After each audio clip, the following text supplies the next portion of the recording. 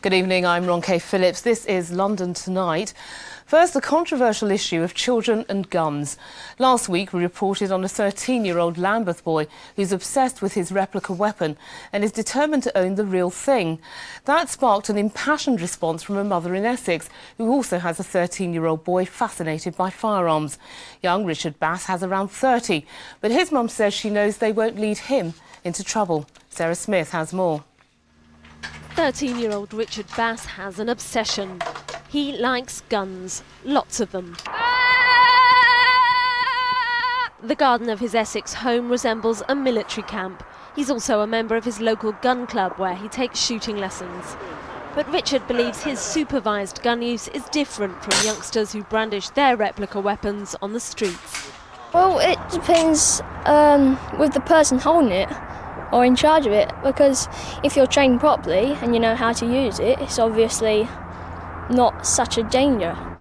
Last week we spoke to a teenager from Lambeth who told us he carries his toy Uzi for protection.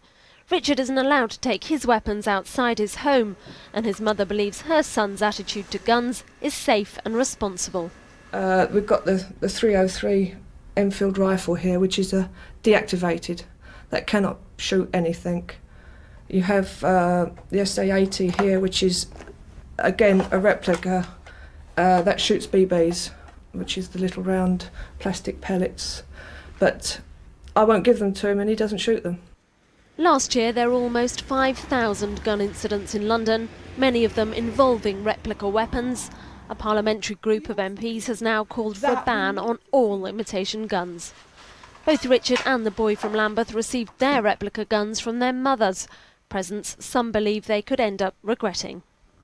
If it's really going to be guns that gives the children the only buzz they get, where does that lead us? So I think caution with guns, it's something that parents really do need to look at with great control, and let's find other positive things for children to get that buzz out of, really. There are better things than to practice killing people. This is Sarah Smith for London Tonight.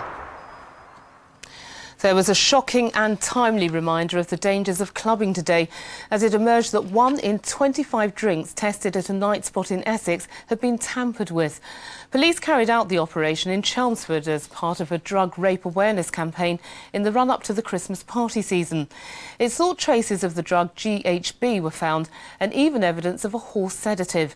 Our crime correspondent Marcus Powell reports. Girls may feel there's safety in numbers when they're out in the clubs and pubs, but they can't be certain. Essex police tested 200 drinks in a Chelmsford nightclub this weekend and found 8 contained traces of illegal drugs. They said they were amazed by the results. Liquid GHB, tranquilizer ketamine and traces of benzos found in so-called date rape drugs were all discovered, suggesting several people were spiking women's drinks. I think it is an uncommonly high amount that has happened in that club, but I still think that it definitely is a growing problem. The test done so far on the drugs found a simple one, so forensic analysis will be needed before the police can be certain exactly what they're dealing with. In the meantime, women must be aware. One of my mates got spiked and it was unbelievable. She had like 1 glass of cider. She was all over the place. She was on the floor and everything. I'm conscious with when I'm drinking bottles. I've always got my thumb over the top if I'm in a nightclub. Essex police have a campaign based on the character Spike the Hedgehog to warn women to think before they drink, and the Lamplugh Trust advises on precaution against drug rape. If there is a drug in your drink, then you will feel considerably drunk very, very quickly, and very soon after you'll feel very disorientated and not really know what's going on around you. If you feel this way, then obviously get your trusted friend to take you home straight away. As the party season approaches, the message from police is quite simple.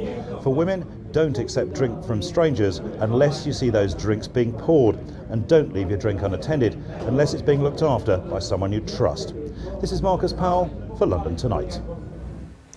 An inquest has heard a distressing account of the moment a crane came crashing to the ground, killing 3 workmen. Peter Clark, Michael Whittard and Martin Burgess died when the crane plunged 450 feet in May 2000. They were working on the HSBC Tower when the disaster happened.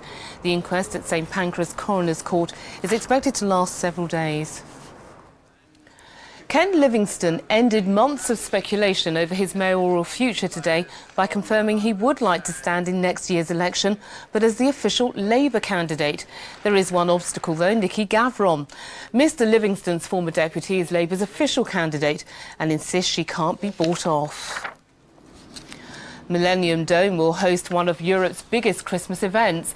It'll house theme park rides, a temporary ice rink and a traditional German market when Winter Wonderland 2003 opens on December the 6th. Organisers are expecting around 250,000 visitors to the Greenwich attraction.